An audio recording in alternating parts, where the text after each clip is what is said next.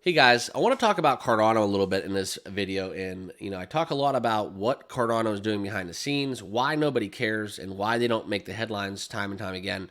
But this is kind of what I'm going to get into. So, if you have not yet done so, we do talk ADA every single day here on the channel, as well as all your favorite cryptos. If you don't mind, you want to help out and give back to the channel, please subscribe down below, smash that like button, and of course, check out some of our channel sponsors if you want to help in that regard as well. But let's get into Cardano, because right now we have boosted connectivity with Ethereum. That's a huge headline as we await the Chang hard fork and some of the other advancements in 2024 that we are getting back behind. We're going to take a dive into the chart as well, so let's get that one over with.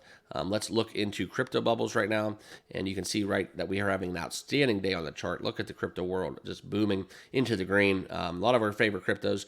Kind of interesting to note that Quant and a couple of the other ones that we do cover a lot, Injective, Ondo, and Sui. It's almost like all of my crypto holdings just into the red on today, and it's just so that's kind of very interesting. AI definitely a little bit of pullback within that.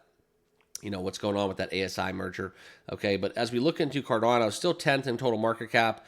We are rounding out at that 39 cents level. Okay, but still keep in mind, guys, when you're worried about Cardano just faltering, if you're in it for the quick swing, the quick trade, probably not the right crypto for you. Not financial advice, but I'm just going to try to keep it 100. This is what it comes down to: is Cardano for me is a long-term play. That's my personal and financial interest within ADA. I'll just be fully transparent. I have a 2030 price outlook. Definitely not selling any ADA anytime soon. It's just something where they haven't reached the mainstream yet. They haven't, fully got into why they're out there, and it's just something where you look at some of the other cryptos in front of them. While I do believe in them, it's just kind of crazy to me that this is not talking about in the same breath as a crypto such as Solana, for example. So that's kind of where I'm at within that. Please remember, though, when you guys are down in the dumps about your ADA holdings, remember that Solana, I had so many people on my channel saying Solana's going to zero, just like they're saying about Cardano right now. Okay, and by saying that, this is what I'm referring to. Solana was getting scooped up for about $19 a SOL. Now we're trading hands, a little bit earlier in the year, well over $200. So that's 10x for a tens of billions in a market cap crypto, not a meme coin, a $67 billion crypto. Okay, so keep that in mind when you look at ADA and you say, oh, it's going to zero, because quite frankly, as we look at Cardano, it's I don't want to use the term too big to fail. They did that with the Titanic and didn't really work out too well. So within crypto, it's kind of the same mantra. It's too big to fail, but we just need to have one of those resurgences like Solana has had. Okay, but let's get back into the nuts and bolts of it. This is what I want to talk to you guys about. Now the Ethereum virtual machine-based applications have been now integrated for developers on the Cardano sidechain. This came about in 2019 from Cosmos, and this is kind of why I tell you guys these things in this video, because your normal retail trader just is buying ADA at 39 cents because he or she wants it to go to $1. Zero clue or care about the Ethereum virtual machine and or what Cardano is doing behind the scenes.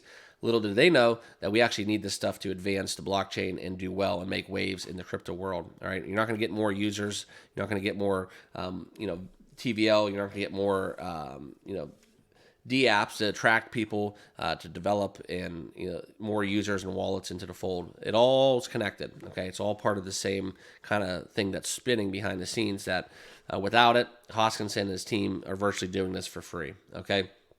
Now, when we talk about this, some of the advantages that we have, this is where you could have, different fees. And when you implement that IBC on Cardano, you're going to have a lot of businesses that can benefit from a framework within these, kind of the interoperability within some of these blockchains, right? So very, very easy to do. That's something where, I was reading about it a little bit further, and having the level of interoperability, that's the number one key point from this article. Okay, that's basically integrating developers with the EVM into the Cardano sidechain. Okay, so that's kind of what the take-home messages of this. I know it's not earth-shattering. It's not going to make you jump on, your exchange and buy. $1 million of ADA, but it's just something that's going on behind the scenes that is worth me making a video and sharing with you guys. Okay, so on the heels of the Chang hard fork coming, we have seen a little bit of the governance continue to advance as well,